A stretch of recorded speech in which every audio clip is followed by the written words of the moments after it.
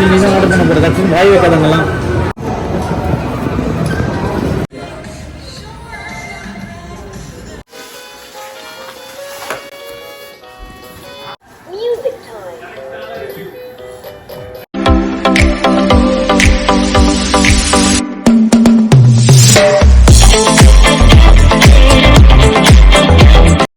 Hi எல்லோரும் எப்படி இருக்கீங்க?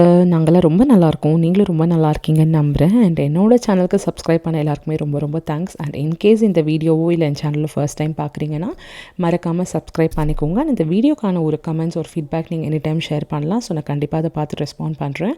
அண்ட் இந்த வீடியோ எதை பார்த்தீங்கன்னா என்னோட ஒன் டே ரொட்டீனை பற்றி தான். ஸோ நான் என்ன லஞ்ச் பண்ணேன் ப்ளஸ் அது இல்லாமல் திருத்திக்கு கொஞ்சம் டாய்ஸ் எல்லாம் வாங்கியிருக்கேன். ஸோ அதோட அன்பாக்சிங் ப்ளஸ் ஈவினிங் வந்து கொஞ்சம் ஷாப்பிங்காக வெளியே போனோம். ஸோ அதெல்லாம் எப்படி போச்சு இந்த டே அப்படின்னு சொல்லக்கூடிய ஒரு வீடியோ தான்.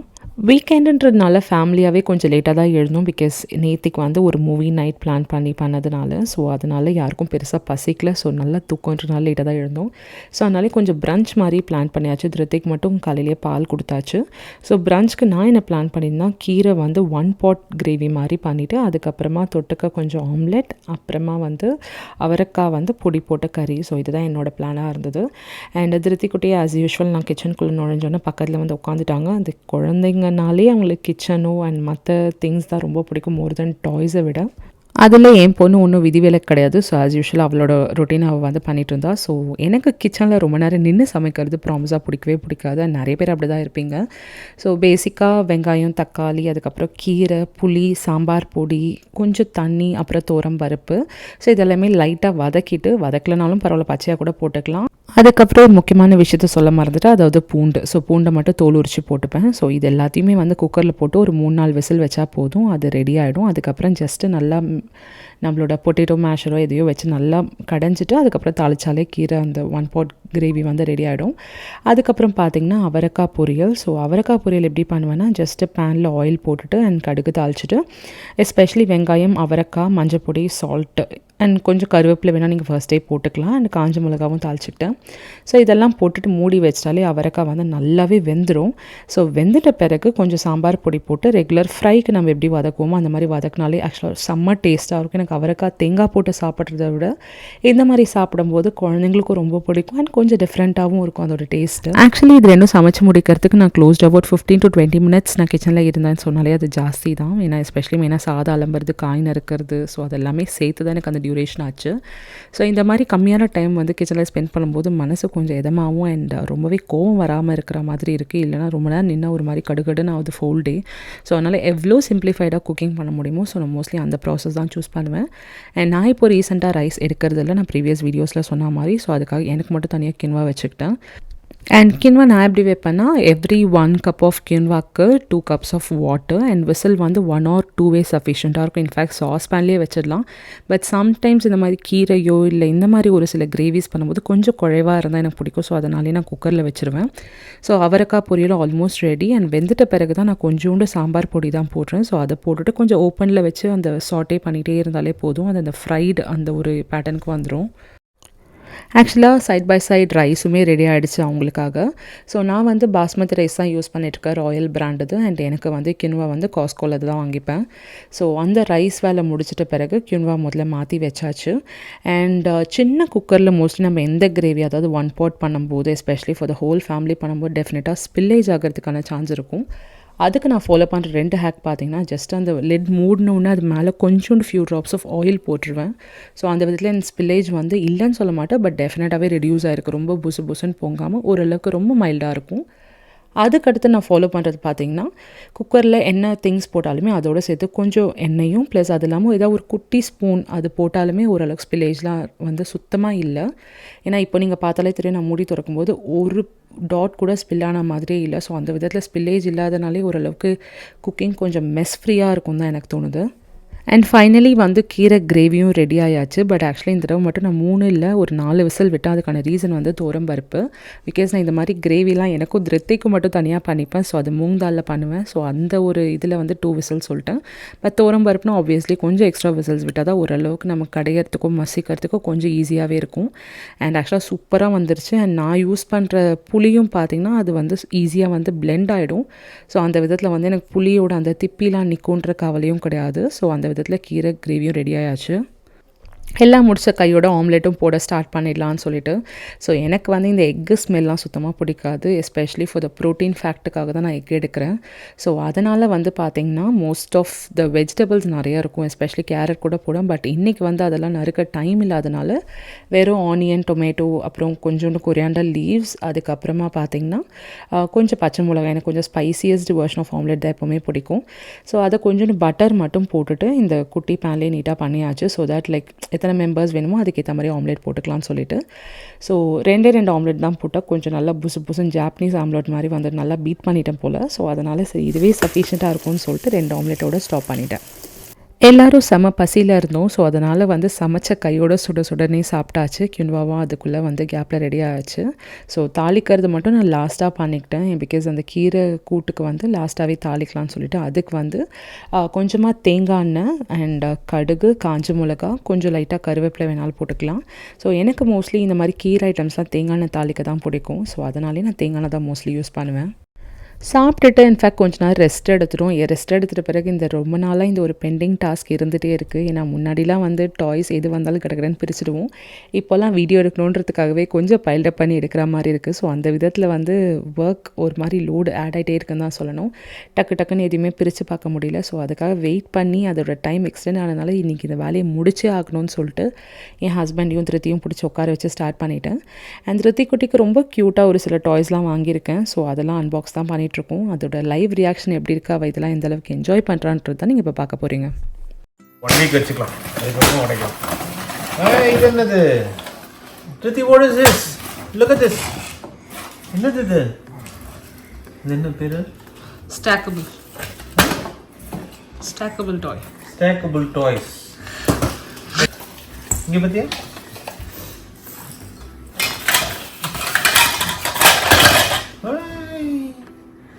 7 months ஆகுதுனால உனக்கு 7 டாய்ஸ் இருக்கு. ஓகே, நெக்ஸ்ட் என்ன இருக்கு பார்க்கலாமா?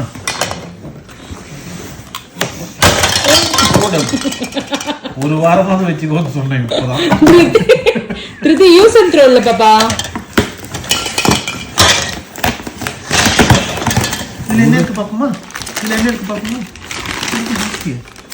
What is this? Hey, it's a remote.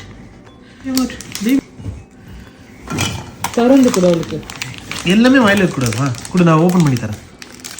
திருத்தி நீ இந்த வீட்ல நிறைய ரிமோட் தானே யூஸ் பண்ற. அது இது மாதிரி ஜிப்லாக் பவுச் மாதிரி.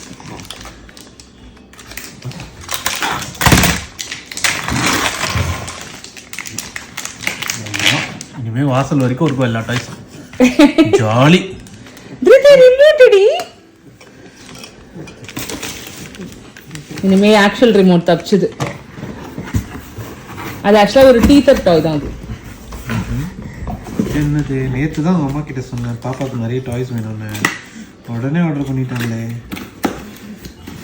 இது என்னது? what is this? Music toy மாதிரி இருக்கு. Musical mat.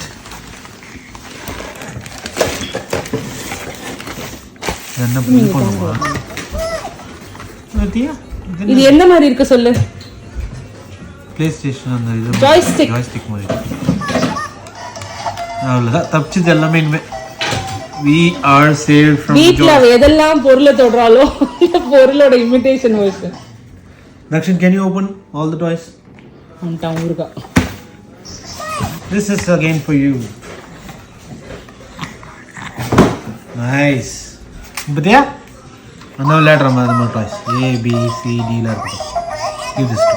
Give it. Hold this. This is nice. You want only remote? Just keep. Abang battery sir. என்ன பேட்டரி? ये उल्टा ना पकड़ लेंगे ओके. Double A.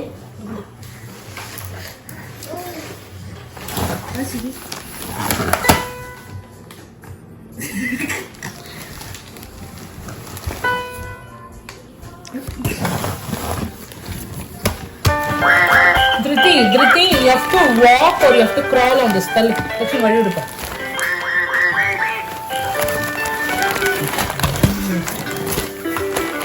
இது பாப்பா.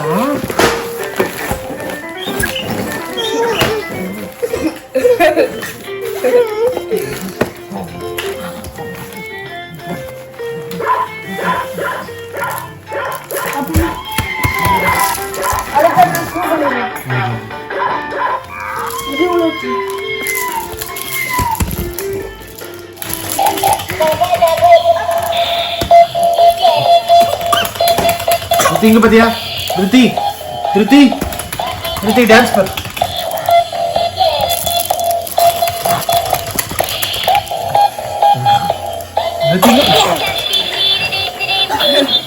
அட் a டைம் 10 டால் எல்லாம் விளையாட முடியாது.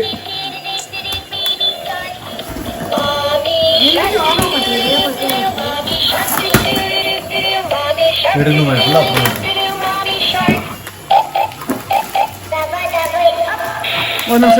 அண்ட் ஃபைனலி ரொம்ப லாங் டைமாகவே பெண்டிங் ஒர்க்காக இருக்கிற இந்த டாய்ஸ் அன்பாக்சிங்கை வந்து முடிச்சாச்சு. ஸோ இது வந்து நான் கொஞ்சம் கொஞ்சமாக ரிசர்ச் பண்ணி யோசிச்சு இந்த ஸ்டேஜுக்கு ஏதாவது கரெக்டாக இருக்கும் அண்ட் ரொம்பவே கம்ஃபர்டபுளான டாய் அப்படின்றத தான் பார்த்து வாங்கியிருக்கேன். அண்ட் இதில் மோஸ்ட் ஆஃப் த டாய்ஸ் வந்து நான் வாங்கினது அமேசான் யூஎஸ்ஏல தான். ஸோ இந்த பிராண்ட்ஸ் வந்து இப்போ எனக்கு தெரிஞ்ச ஆல்மோஸ்ட் எல்லா கண்ட்ரீஸ்லேயும் அவைலபிளாக இருக்குது. அண்ட் இருக்கிற எல்லா டாய்லையுமே மோஸ்ட்லி கலர்ஸ், ஷேப்ஸ், அதுக்கப்புறம் சவுண்ட்ஸு, ஸோ இந்த மாதிரி விஷயங்களை தான் பேஸ் பண்ணி ப்ரிப்பேர் ஆகிருக்கு. பிகாஸ் அந்த ஸ்டேஜ் ஆஃப் குழந்தைங்களுக்கு அதுதான் முக்கியமாக வேணும்.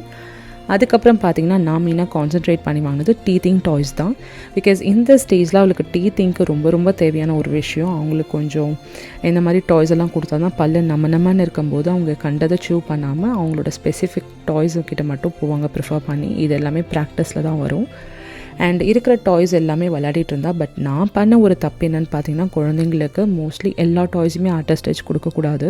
நான் ஸ்லோவாக ஒன்று கொடுக்க தான் அவங்க ஒவ்வொன்றிலையும் அட்டாச் ஆகி கனெக்ட் ஆகி விளையாட ஆரம்பிப்பாங்க.